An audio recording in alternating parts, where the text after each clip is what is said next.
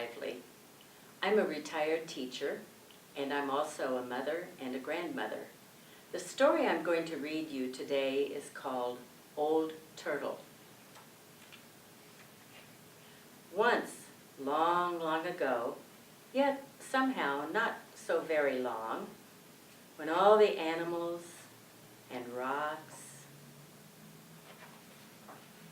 and winds and waters and trees and birds and fish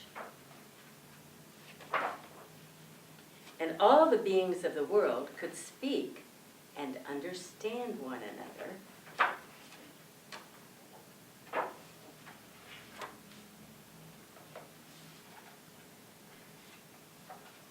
there began an argument. It began softly at first, quiet as the first breeze that whispered, "He is a wind who is never still." Quiet as the stone that answered, "He is a great rock that never moves." Gentle as the mountain that rumbled, "God is a snowy peak high above the clouds." And the fish in the ocean that answered, "God is a swimmer in the dark blue depths of the sea." "No," said the star, "God is a twinkling and a shining far, far away." "No," replied the ant, "God is a sound and a smell and a feeling who is very, very close."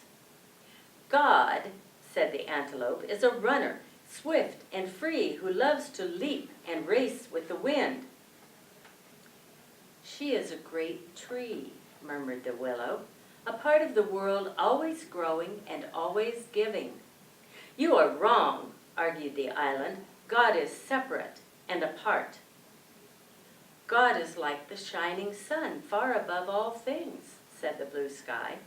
"No, he is a river who flows through the very heart of things," thundered the waterfall. "She is a hunter," roared the lion. "God is gentle," chirped the robin.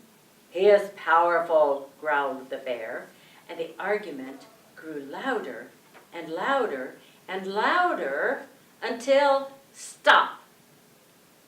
A new voice spoke. It rumbled loudly like thunder, and it whispered softly like butterfly sneezes. The voice seemed to come from, it seemed to come from Old Turtle.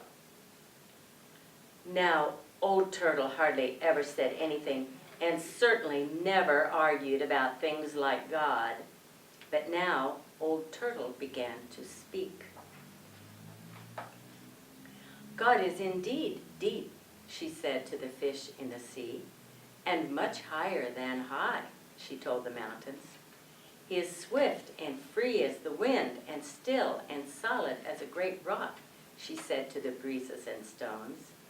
"She is the life of the world," Turtle said to the willow, "always close by, yet beyond the farthest twinkling light," she told the ant and the star.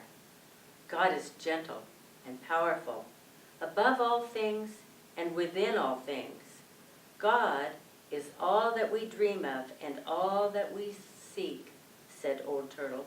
"All that we come from and all that we can find. God is."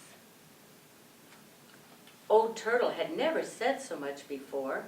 All of the beings of the world were surprised and became very quiet. But Old Turtle had one more thing to say. "There will soon be a new family of beings in the world," she said, "and they will be strange and wonderful.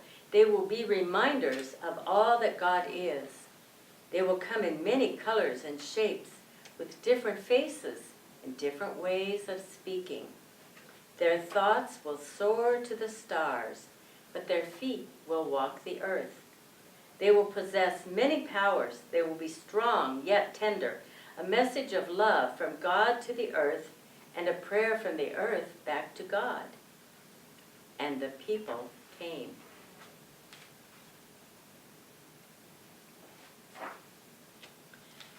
But the people forgot. They forgot that they were a message of love and a prayer from the earth, and they began to argue about who knew God and who did not, and where God was and was not, and whether God was or was not. And often the people misused their powers and hurt one another or killed one another. And they hurt the earth until finally even the forests began to die, and the rivers and the oceans and the plants and the animals and the earth itself, because the people could not remember who they were or where God was, until one day there came a voice like the growling of thunder, but as soft as butterfly sneezes. Please stop. The voice seemed to come from the mountain, who rumbled, "Sometimes I see God swimming in the dark blue depths of the sea." And from the ocean, who sighed, "He is often among the snow-capped peaks, reflecting the sun." From the stone, who said, "I sometimes feel her breath as she blows by." And from the breeze, who whispered, "I feel his presence as I dance among the rocks." And the stars said, "God is very close." And the island says, "His love touches everything." And after a long, lonesome, and scary time, the people listened and began to hear and to see God in one another and in the beauty of all the earth. And Old Turtle smiled.